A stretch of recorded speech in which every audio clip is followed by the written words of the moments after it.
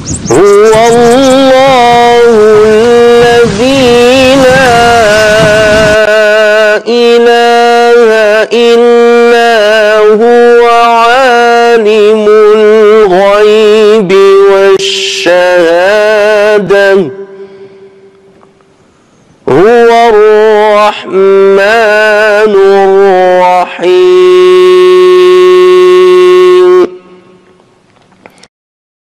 بسم الله الرحمن الرحيم، والصلاة والسلام على أشرف المرسلين سيدنا محمد وعلى آله وصحبه أجمعين. اللهم اجمعنا عليك ولا تكلنا إلا إليك، أرنا اللهم الحق حقا وارزقنا اتباعه، وأرنا الباطل باطلا وارزقنا اجتنابه، واجعلنا من عبادك الصالحين وجندك الغالبين وأوليائك المقربين برحمتك يا أرحم الراحمين. Donc on se retrouve aujourd'hui avec cette première séance de cette année scolaire, après avoir abordé plusieurs sourates, parmi les sourates de Mufassal. Et la dernière sourate que nous avions vue, c'est sourate Al-Alaq. Et comme j'ai souvent dit, nous sommes en train de remonter dans le sens inverse. On a commencé par sourate Nas et on monte au fur et à mesure des sourates qui vont être de plus en plus longues.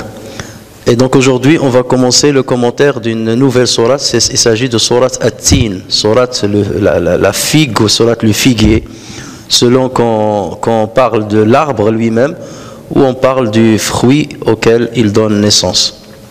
Alors dans cette sourate, Allah Azza wa Jal dit أعوذ بالله من الشيطان الرجيم بسم الله الرحمن الرحيم والتين والزيتون وطور سينين وهذا البلد الأمين لقد خلقنا الإنسان في أحسن تقويم ثم رددناه أسفل سافلين إلا الذين آمنوا وعملوا الصالحات فلهم أجر غير ممنون فما يكذبك بعد بالدين أليس الله بأحكم الحاكمين.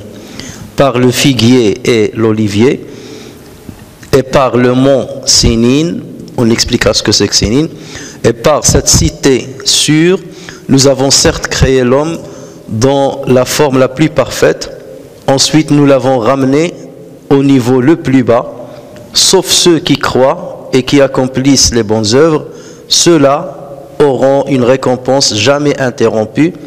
Après cela, qu'est-ce qui te fait traiter la rétribution de mensonge? Allah n'est-il pas le plus sage des juges? Bien entendu, comme on dit souvent, la traduction qui traduit trahit. La traduction ne reflète pas le sens des versets, comme on va le voir. Et donc on commence comme à l'habitude par la carte d'identité de cette sourate, en commençant par son titre. Donc dans la majorité des tafasir, dans la majorité des masahif, le titre qui a été donné à cette sourate, c'est sourate Wat-Tin, Wat-Tin, par le figuier ou par la figue, Wat-Tin. Néanmoins, il y a un deuxième titre qui lui a été donné, cette fois-ci c'est At-Tin, en enlevant le waw. Comme vous le savez, le waw là, il est utilisé, c'est une lettre, on dit harfu al-qasam. C'est une lettre qui s'utilise pour le serment, lorsqu'on veut accomplir un serment. Par Dieu, wallahi, Wat-Tin, par le figuier. Donc soit certains l'ont intitulé Wat-Tin, sourate Wat-Tin, ou bien sourate At-Tin. Et pour le deuxième choix, ce fut le choix de l'imam At-Tirmidhi, rahimahullah. Concernant maintenant l'ordre de révélation de cette sourate, c'est pour ceux qui considèrent que c'est une sourate mécoise, et c'est la majorité des savants comme on va le voir, ils considèrent que c'est la 28e sourate qui a été révélée, juste après sourate Al-Buruj et juste avant sourate Li-Ilaf Quraysh, sourate Quraysh. Concernant maintenant le lieu de sa révélation, alors la majorité écrasante des savants dit que c'est une sourate qui est mécoise. Autrement dit, elle a été révélée pendant la première période du message du prophète sallallahu alayhi wa sallam. Il y a même certains savants comme Ibn Atiyya, un grand exégète. Ibn Atiyya dit: je ne connais pas quelqu'un qui a opté pour un autre avis que celui-ci. C'est-à-dire pour lui, c'est l'unanimité des savants qui s'accordent à dire qu'elle est mécoise. L'imam Suyuti, dans son livre Itqan Ulum al-Qur'an, il a l'habitude de citer les soirs à propos desquels les savants ont divergé quant au lieu de leur révélation. Et même l'imam Suyuti ne considère pas cette sourate parmi celles où il y a eu divergence. Autrement dit, il considère lui aussi que c'est une sourate qui est mécoise. Néanmoins, on trouve le mufassir, l'exégète, le Qurtubi rahimahullah, l'Andalusi, qui rapporte sur Qatada rahimahullah que c'est une sourate qui est médinoise. Et il attribue cet avis-là à Abdullah ibn Abbas radiyallahu anhuma. Mais lorsqu'on cherche la chaîne de transmission de ce qu'a rapporté le Qurtubi sur Qatada, c'est une chaîne de transmission faible. Le récit authentique sur Abdullah ibn Abbas affirme que c'est une sourate qui est mécoise. Donc même Abdullah ibn Abbas dit que c'est une sourate qui est mécoise, et on verra tout à l'heure la preuve formelle qui prouve que c'est une sourate qui est mécoise. Alors cette sourate, comme vous l'avez entendu, est composée de 8 versets. Et à ce propos, il n'y a pas eu de divergence, comme ce fut le cas pour d'autres sourates, où la subdivision de la sourate parfois se fait plus ou moins inversée. La subdivision, les mots et tout, sont pareils. C'est seulement là où est-ce qu'on va s'arrêter à la tête de chaque verset, c'est là où les savants parfois ils divergent. Mais concernant cette sourate-là, il y a un accord, il y a unanimité sur le fait qu'il y a uniquement 8 versets. On n'a pas opté pour une autre subdivision. Et on n'a pas un récit qui citerait la cause de la révélation de cette sourate. Il n'y a pas un récit qui dit pourquoi cette sourate a été révélée. Ne serait-ce, ou bien si ce n'est un récit selon lequel, à l'époque du prophète sallallahu alayhi wa sallam, certaines personnes ont vieilli. Et tellement elles ont vieilli qu'ils ne maîtrisaient plus leur raison. Ils avaient perdu leur raison. Et donc des gens sont venus poser la question au prophète sallallahu alayhi wa sallam. Lorsqu'une personne vieillit et ne commence plus à raisonner, est-ce qu'elle sera jugée par Allah Azza wa Jal? Lorsqu'il commence à dire parfois des choses qui ne sont pas sensées, ou lorsqu'il commence à moins pratiquer comme il le faut, ou il pratique d'une manière inadéquate, est-ce que Allah Azza wa Jal les juge?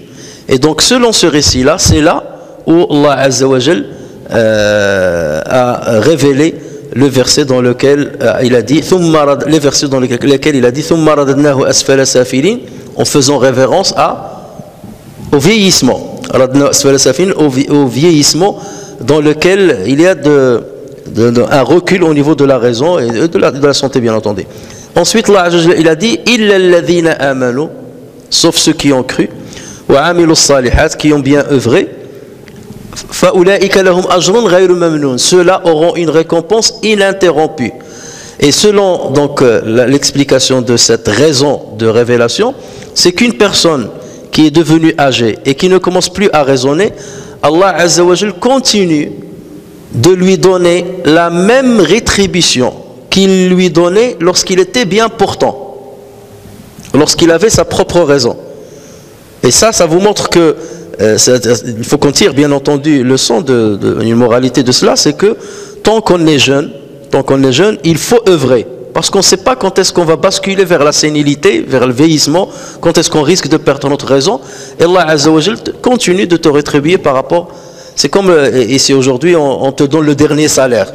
Quand tu arrives à la retraite, on te dit on va te donner le dernier salaire. Ou bien on prend comme base, c'est trop beau pour qu'on te donne tout le salaire, mais on va prendre pour base le dernier salaire. Ben, c'est exactement ça. Allah Azza wa Jal prend comme base de rétribution le dernier moment où tu jouissais d'une bonne raison et tu accomplissais des bonnes œuvres ou des mauvaises œuvres. Et cela rejoint ce que le prophète sallallahu alayhi wa sallam a dit. Lorsqu'une personne est en voyage ou est malade, lorsqu'une personne est malade ou en voyage, Allah Azza wa Jal lui donne la récompense des œuvres qu'il accomplissait lorsqu'il était bien portant et chez lui. Ça veut dire qu'il n'était pas en voyage. Par exemple, quelqu'un qui jeûnait le lundi et le jeudi, et après il est parti en voyage, il n'a pas jeûné. Allah Azza wa Jal lui donne chaque lundi et chaque jeudi, il lui donnera la récompense du jeûne. Il en est de même s'il tombe malade, alors qu'il a l'habitude de jeûner ces 2 jours-là, et il continuera de lui donner la récompense, parce que c'est la maladie qui l'a empêché. Et de même s'il se levait la nuit pour accomplir la prière. Et de même si c'est quelqu'un, il avait l'habitude de donner une sadaqa, et à un moment il a eu un problème financier, il ne peut plus donner la sadaqa, Allah Azza wa Jalla continue de lui donner la récompense comme s'il donnait sadaqa d'une manière régulière. Et ça montre que le musulman doit toujours avoir des bonnes habitudes concernant certains actes rituels, parce que lorsque un empêchement lui arrive, Allah Azza wa Jalla continue de le rétribuer. Et le prophète sallallahu alayhi wa sallam le dit, Badiru bil a'mali sab'an, empressez-vous pour accomplir les œuvres avant que vous ne soyez touchés par cette chose. Hal tantadhiruna illa faqran munsiyan aw ghinan mutriyan aw haraman mufannida, et ainsi de suite.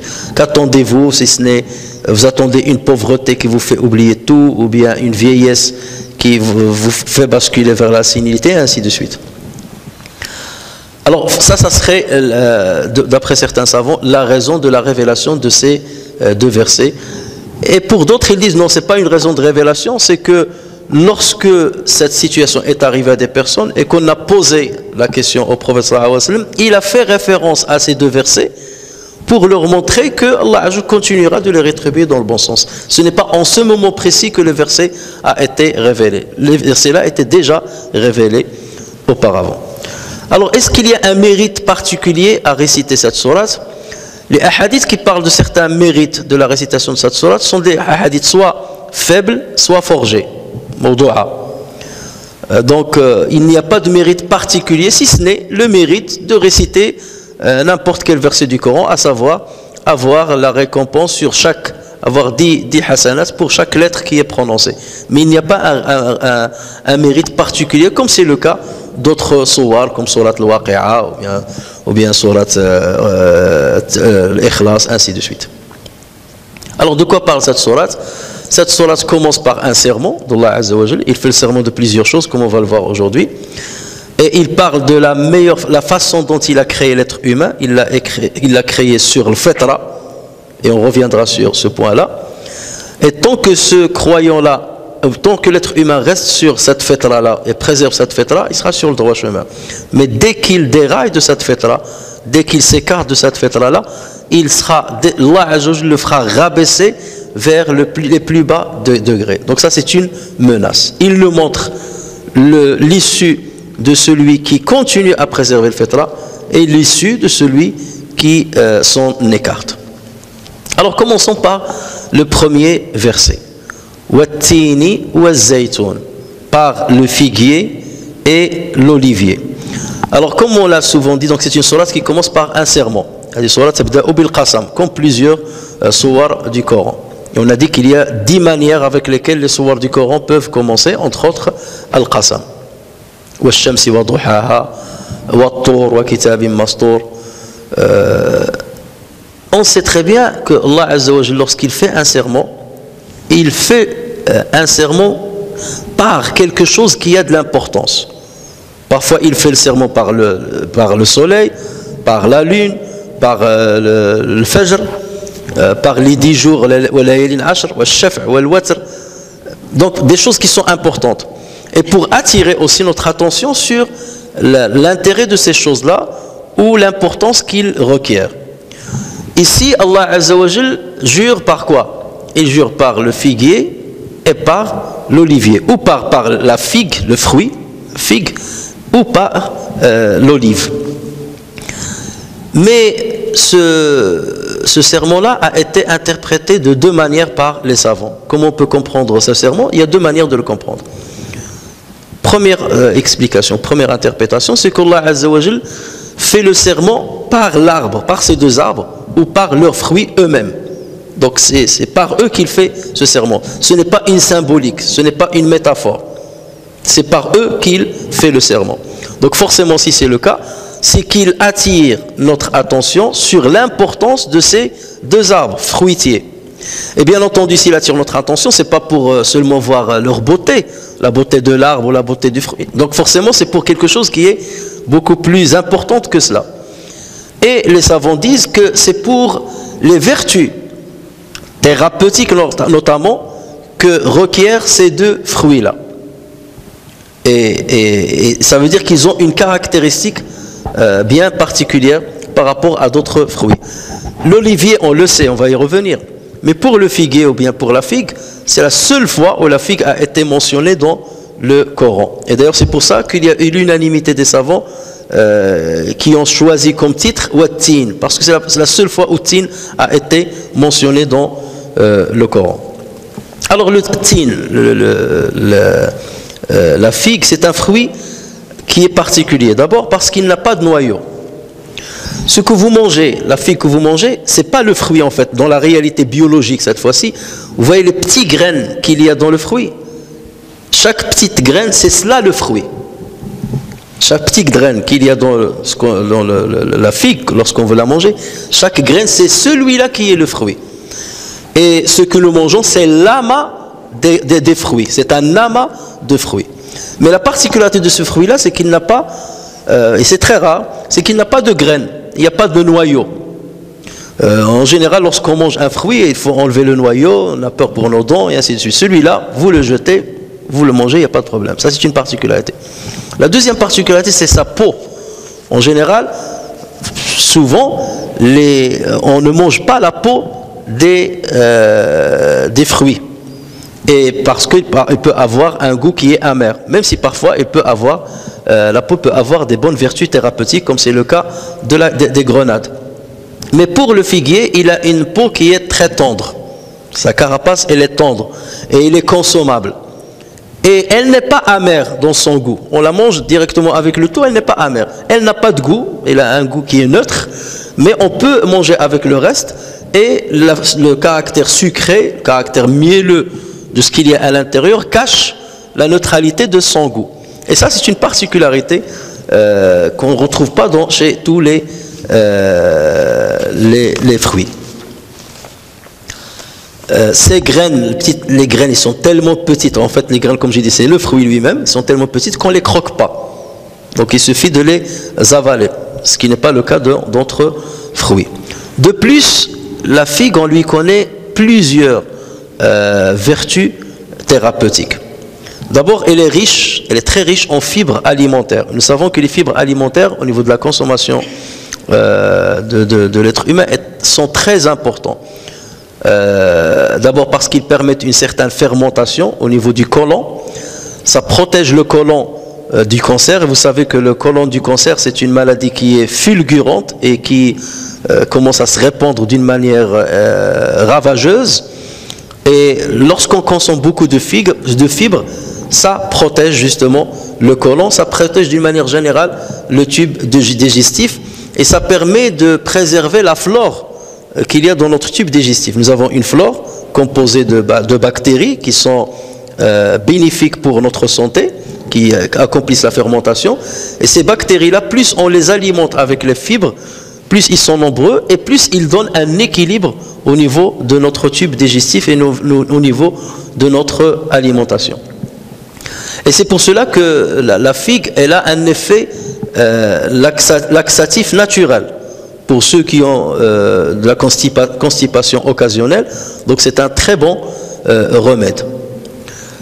La figue aussi, on l'utilise en tant qu'un pansement. C'est un pansement qui apaise les infections cutanées ou bien les plaies de la peau, mais aussi c'est un pansement qui permet de protéger la bouche des abcès dentaires, les abcès qu'on peut avoir dans les dents. Et ça permet aussi de renforcer les gencives. Donc ça, tout cela, ce que je vous dis là, ce sont des vertus thérapeutiques qui sont scientifiquement prouvées. On le considère aussi, les scientifiques l'appellent le fruit de la femme. Pourquoi? Parce qu'il est très bon pour certaines maladies spécifiques de la femme. Il est très efficace à ce niveau-là.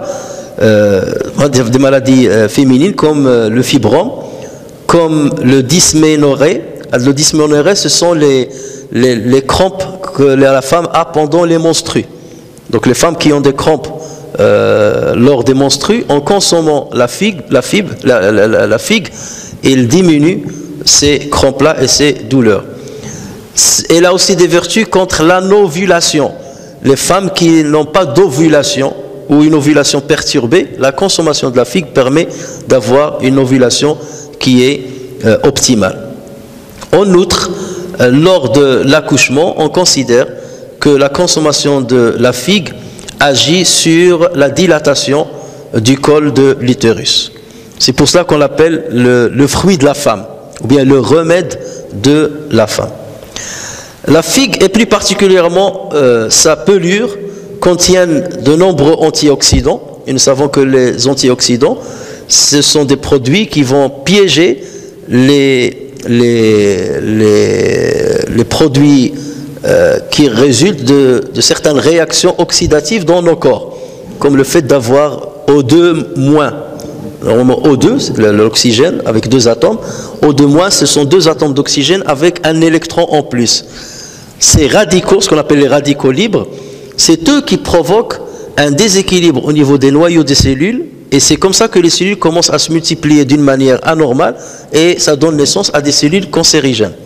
Ce qu'on appelle les radicaux libres, là, ce sont la cause principale de l'apparition du cancer. Et les antioxydants, donc, ils piègent ces radicaux libres, comme H2O2, H2O-.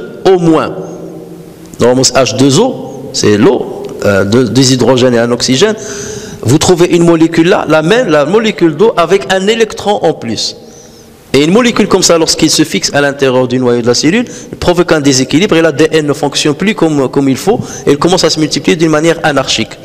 Donc les antioxydants, ils viennent piéger ces radicaux-là et ils protègent notre corps de ce genre de maladie.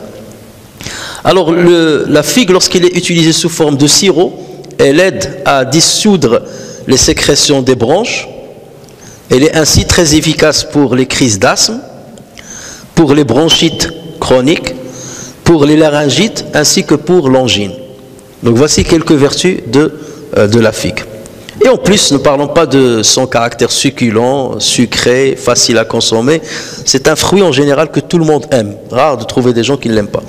Et surtout, on peut la sécher et on peut le consommer pendant toute l'année. Et là, il a des vertus extraordinaires, surtout lorsqu'il est mélangé avec l'huile d'olive. Et d'ailleurs, c'est pas pour rien qu'Allah Azza wa Jal a juré par les deux dans le même verset. Wattini wa zaytun, dans le même verset.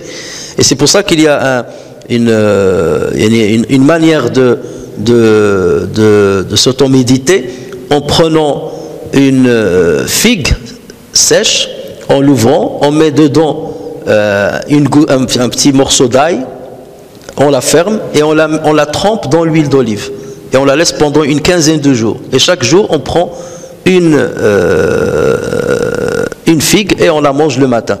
Ça, c'est très très bien, que ce soit pour le tube digestif, pour l'asthme, pour les gens qui ont de l'asthme, pour protéger justement contre le stress oxydatif dans la digestion.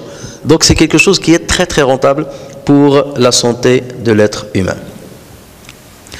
Ibn al-Qayyim rapporte un hadith sur Abu Darda radiyallahu anhu qui dit: on a offert au prophète sallallahu alayhi wa sallam un plat de figues. Et le prophète sallallahu alayhi wa sallam a invité les compagnons, il leur a dit: mangez de ce fruit-là. Et ensuite il a mangé. Et il a dit: si je devais dire qu'un fruit est venu du paradis, j'aurais dit que le fruit qui est descendu du paradis, c'est la figue. Hein? Si j'aurais dit qu'un fruit est descendu du paradis, j'aurais dit que le fruit qui est descendu du paradis, c'est la figue. Donc il a dit: لو قلت أن فاكهة نزلت من الجنة قلت هذه. يعني ça serait celle-là. لأن فاكهة الجنة بلا عجم. Parce que le fruit du paradis, il n'y a pas de noyau dedans. Et c'est là, donc la figue n'a pas de noyau. فكلوا منها فإنها تقطع البواسير وتنفع من النفرس. Il a dit: mangez de ce fruit-là parce qu'elle préserve des hémorroïdes. وتنفع من النفرس. Nafras en français, c'est la maladie de la goutte. Hein? C'est une maladie qui arrive aux articulations et elle est très très douloureuse. Et donc le prophète aurait dit que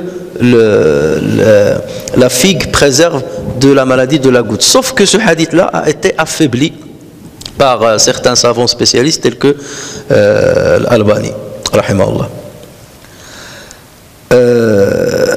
Certains savants disent cette sourate a commencé par la figue, qui selon ce hadith-là, même s'il est faible, est considéré comme un fruit du paradis.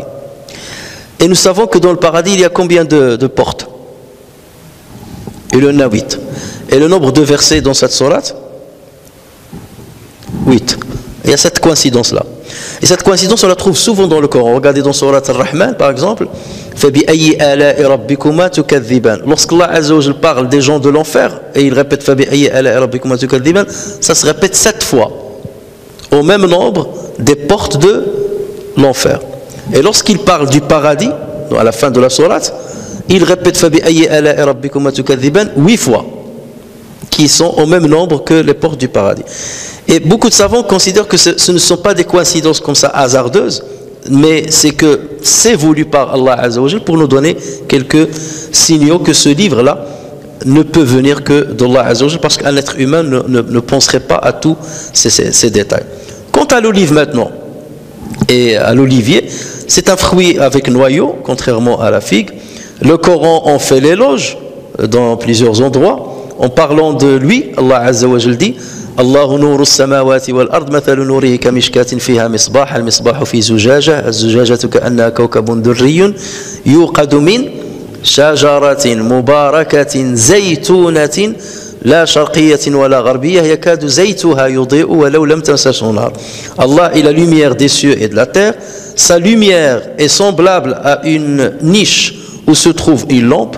La lampe est dans un récipient de cristal et celui-ci ressemble à un astre de grand éclat. Son combustible vient d'un arbre béni, donc shajara mubaraka, faisant référence à zaytun, un arbre béni, un olivier, ni oriental ni occidental, dont l'huile semble éclairer sans même que le feu la touche. Et d'ailleurs, dernièrement, j'avais lu un article où on dit que l'huile d'olive, elle fait jaillir une lumière d'elle-même.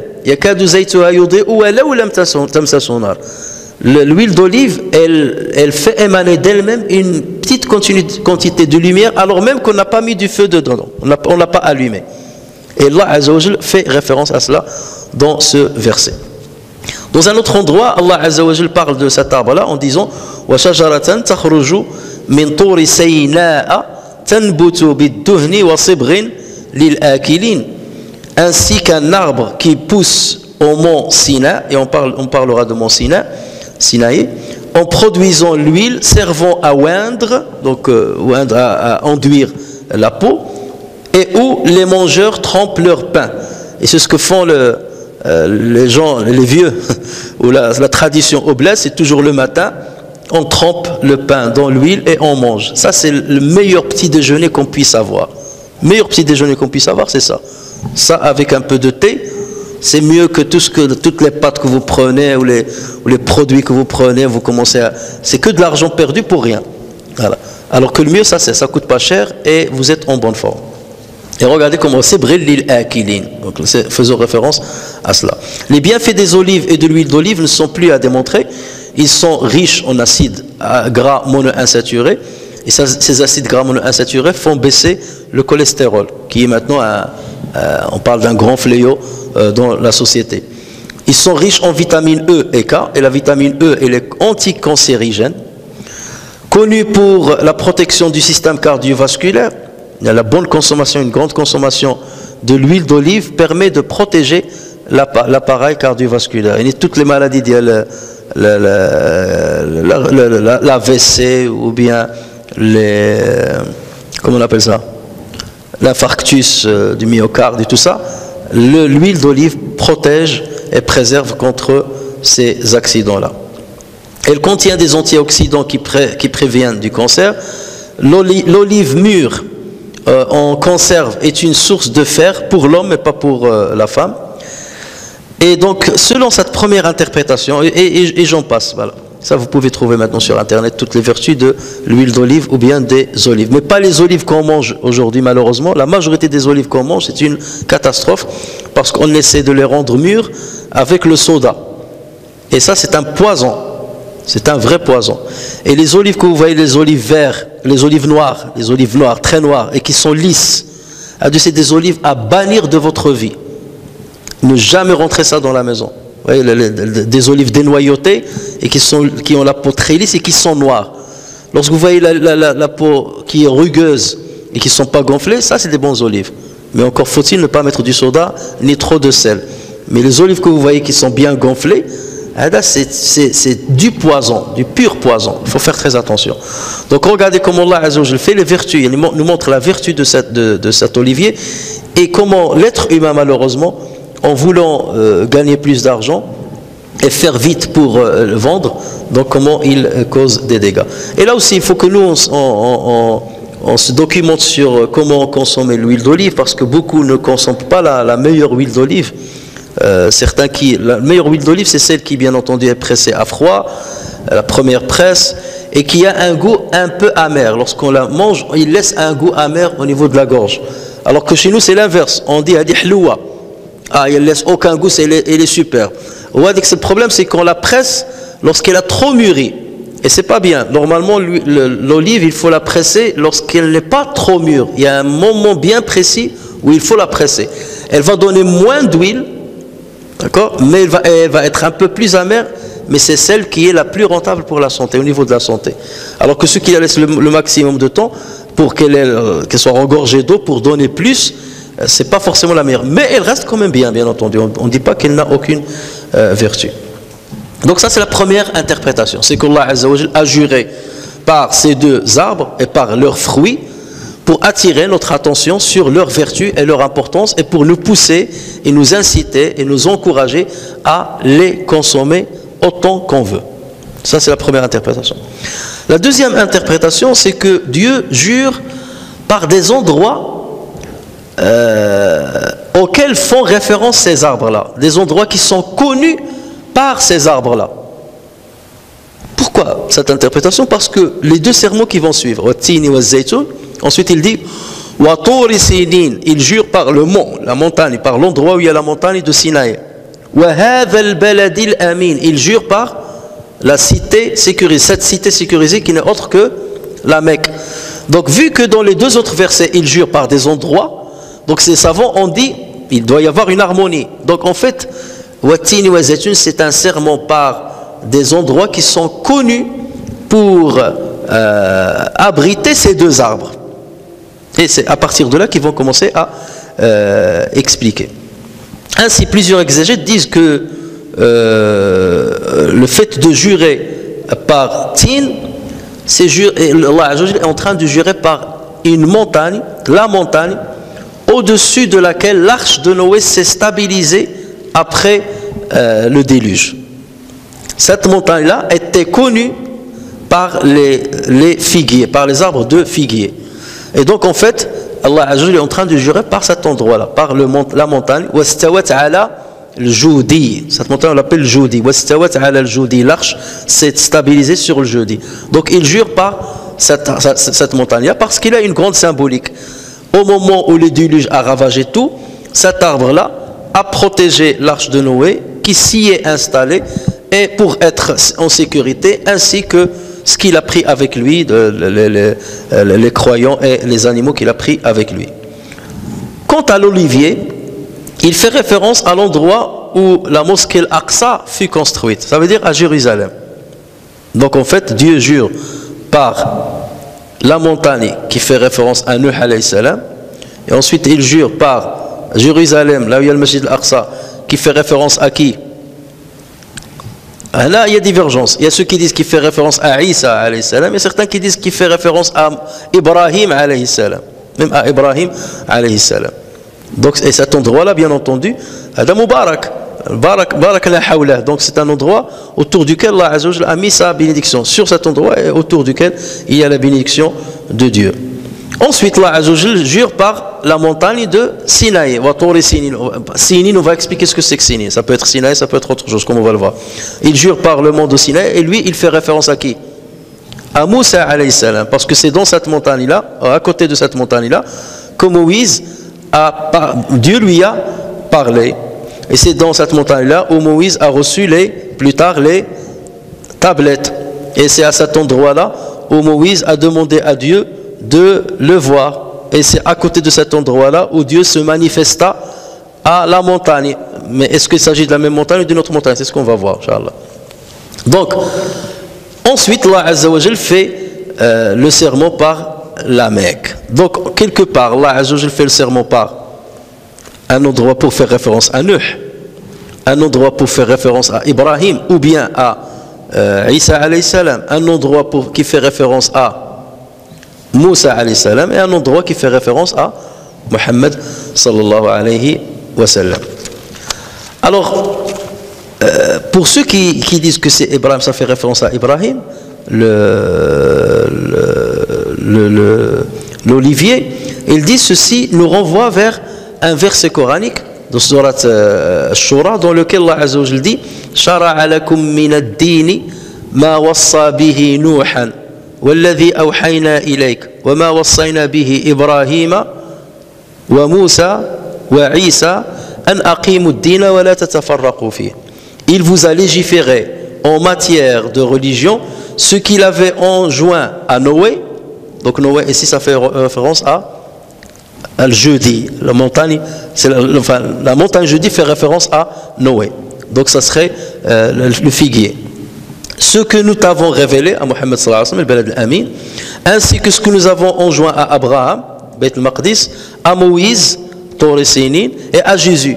Sauf que Jésus ici, alors soit on le rentre lorsqu'on dit que Jérusalem fait référence à Jésus, soit d'autres ils disent Isa alayhi salam, il n'a fait que compléter la législation qu'a ramené Moussa alayhi salam. C'est pour cela que les deux complètent la même législation. Moussa et Isa alayhi salam ont complété la même. Où ça fait référence aux deux? Où ça fait référence aux deux? Mais Isa alayhi salam n'a pas ramené une législation qui est très vaste. Il a complété la législation de Isa alayhi salam. Il a abrogé certaines choses et il a rajouté d'autres. Certaines choses qui étaient Allah Azza wa Jal par lesquelles il a puni Banu Israël. Isa alayhi salam, il est venu pour alléger certains décrets. Il a allégé beaucoup de décrets. Comme le fait par exemple pour Banu Israël, il est interdit de manger les camélidés. Allah leur a interdit les camélidés. Le fait de manger certains produits le samedi, ou le vendredi soir et le samedi.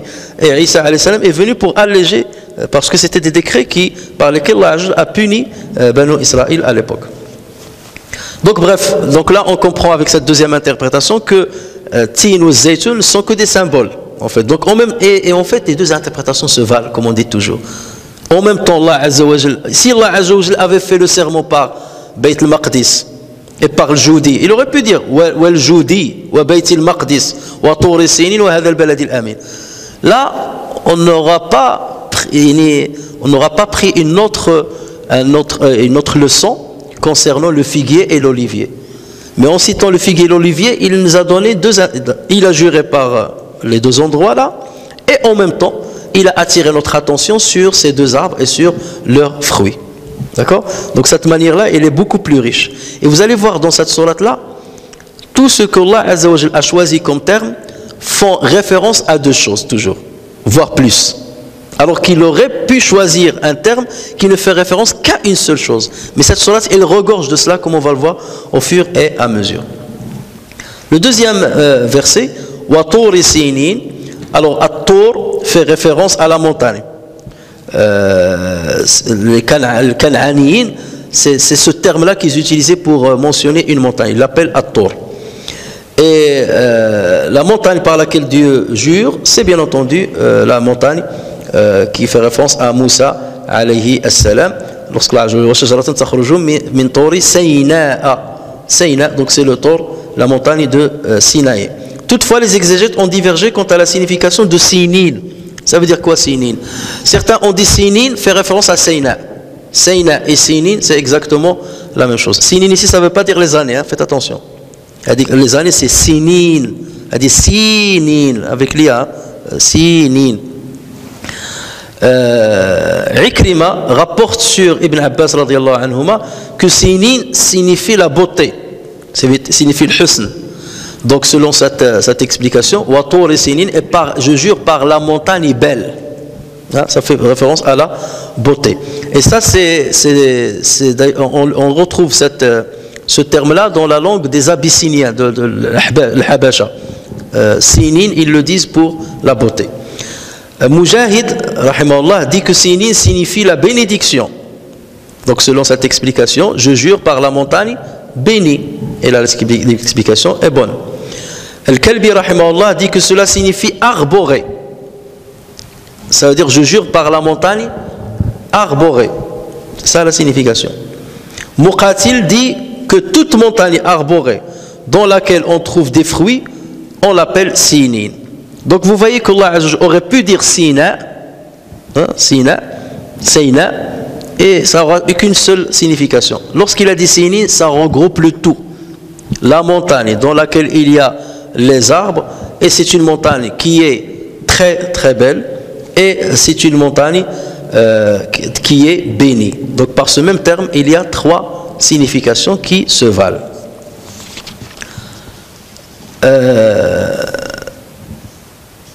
Cette montagne se trouve actuellement, la montagne de Thor, elle existe actuellement. Et elle se trouve à l'intersection de 3 pays, à la frontière de 3 pays, l'Égypte, l'Arabie Saoudite et la Palestine. D'accord ? Mais actuellement, elle est dans une ville saoudienne. D'accord ? Mais elle est à la frontière de ces 3 pays.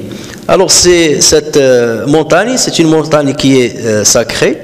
C'est l'endroit où Allah a parlé la première fois à Moussa alayhi salam, à côté du buisson, et c'est là où il lui ordonna d'aller en compagnie de son frère à Pharaon pour lui prêcher la bonne parole. Lorsqu'il est venu au feu qu'il a vu de loin, فلما أتاها نودي من شاطئ الوادي الأيمن في البقعة المباركة من الشجرة أي يا موسى إني أنا الله رب العالمين. Puis quand il arriva au feu qu'il a vu de loin, il a dit à sa femme reste là. Il est revenu de Madian avec son épouse. Il a vu un feu à côté d'un arbre ou dans l'arbre lui-même, et il a dit à sa femme reste ici. Et lorsqu'il se rapprocha de ce feu là, puis quand il y arriva, on l'appela du flanc droit de la vallée dans la place bénie, donc la vallée qui se trouve à côté de cette montagne, dans la place bénie, à partir de l'arbre, ô Moïse, c'est moi Allah, le Seigneur de l'univers. Cette montagne fut citée 12 fois dans le Coran, 10 fois avec le nom Sina et 2 fois sans le nom Sina. Et c'est à cet endroit également que Moïse alayhi salam a reçu les tablettes. Et comme on le sait, Moussa alayhi salam a eu le privilège d'entendre directement Dieu. Wa kallama Allahu Moussa taklima. Dieu a parlé à Moïse directement. Et lorsqu'il a eu ce privilège-là, il a aspiré à voir plus.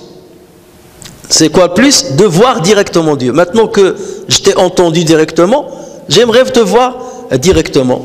وَلَمَّا جَاءَ مُوسَى لِمِيقَاتِنَا وَكَلَّمَهُ رَبُّهُ قَالَ رَبِّ أَرِنِي أَنظُرْ إِلَيْكَ. Et lorsque Moïse vint à notre rendez-vous, lorsqu'il a laissé son peuple avec son frère Haroun, et qu'il est venu au rendez-vous que Allah lui a donné, et que son Seigneur lui eut parlé, il dit, oh mon Seigneur, montre-toi à moi pour que je puisse te voir. Donc il a aspiré à plus.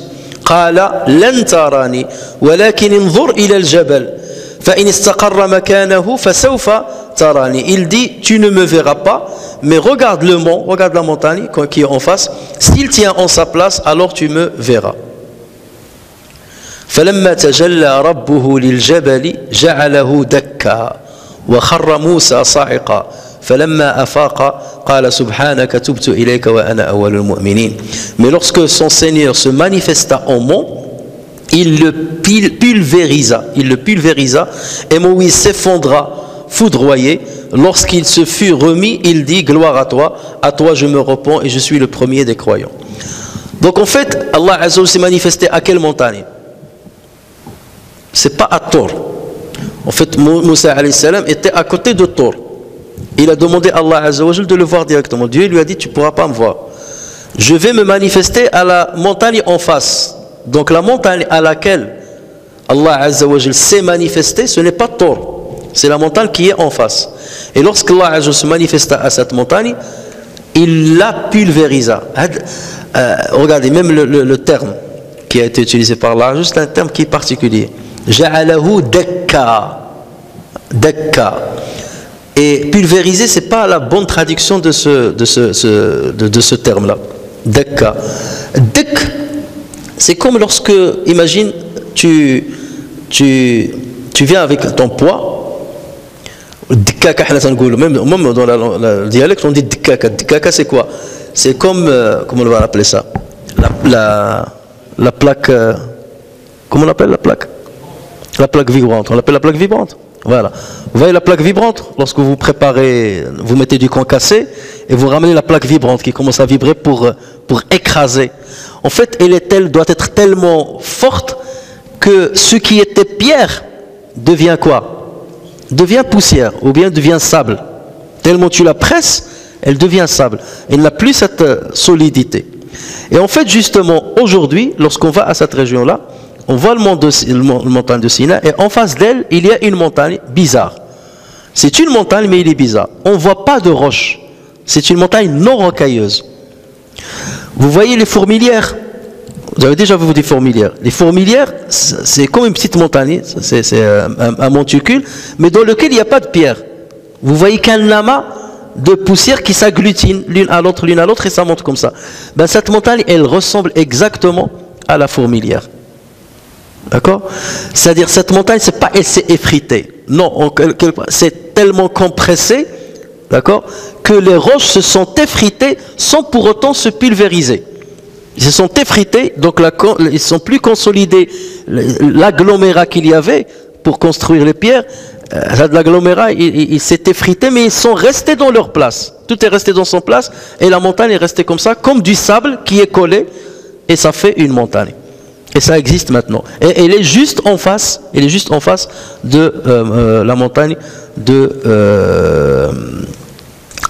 Sinaï, donc le mont de Sinaï.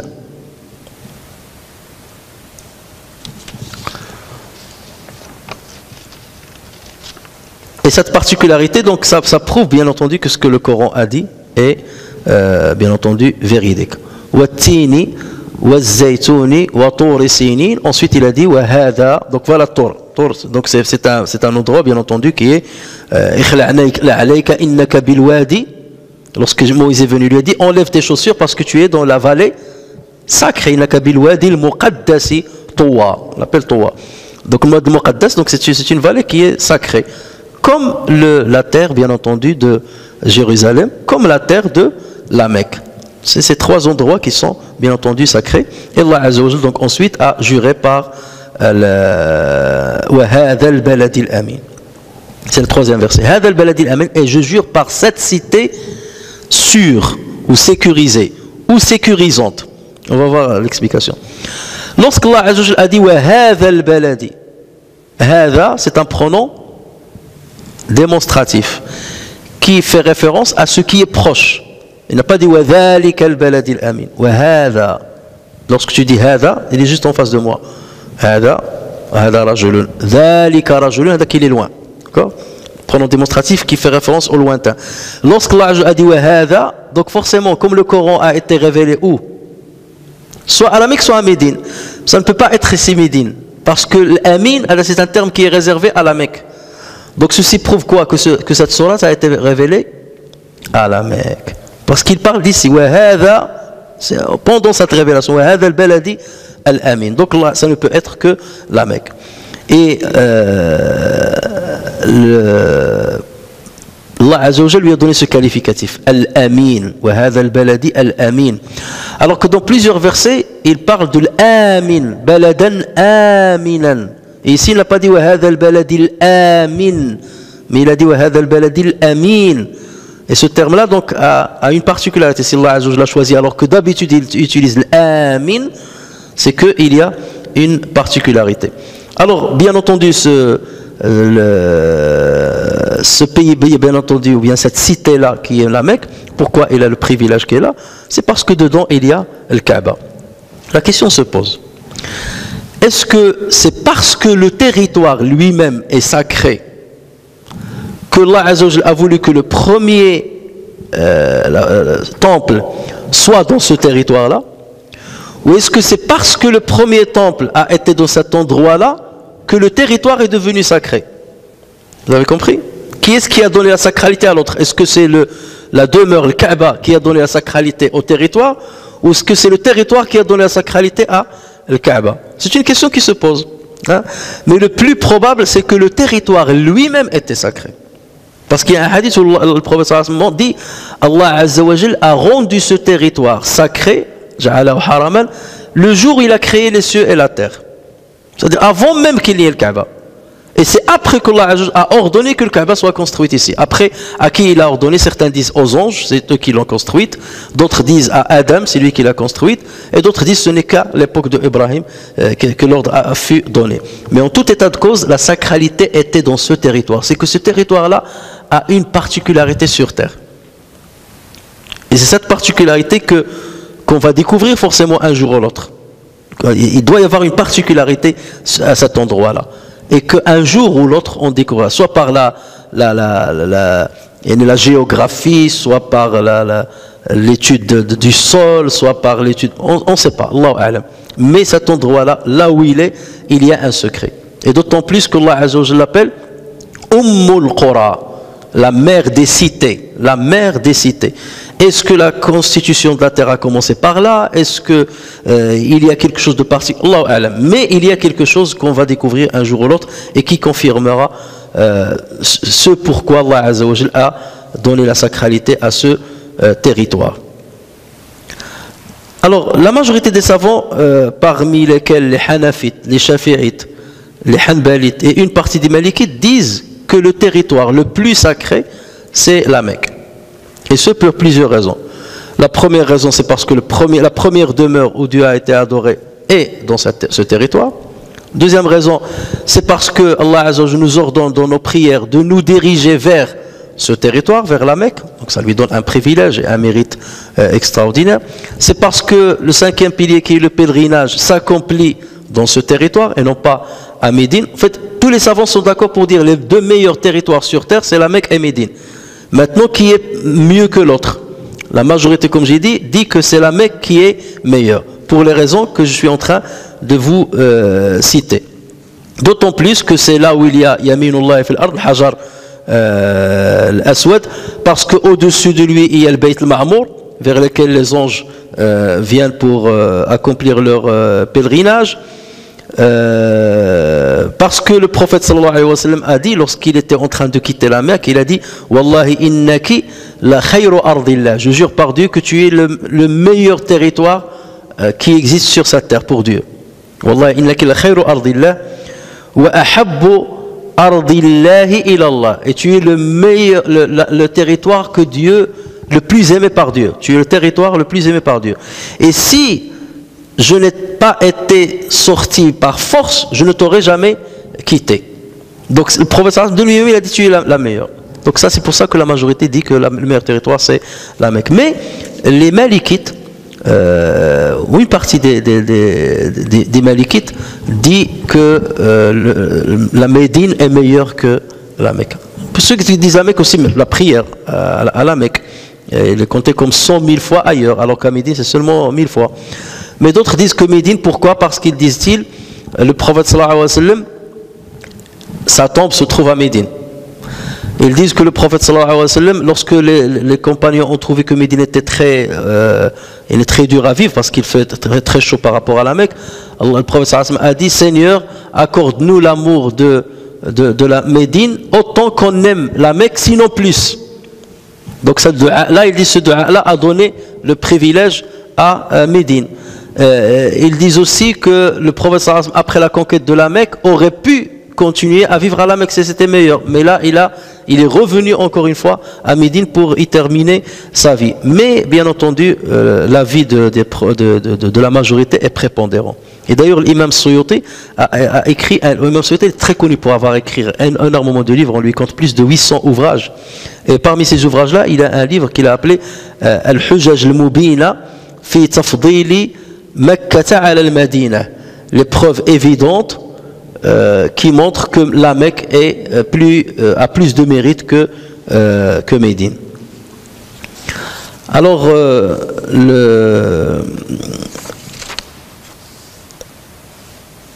Allah Azza wa Jal a qualifié cette cité de l'Amin, Et je crois que je vais m'arrêter là parce qu'il y a des détails à expliquer sur l'amin. Pourquoi il a dit l'amin et n'a pas dit l'amin?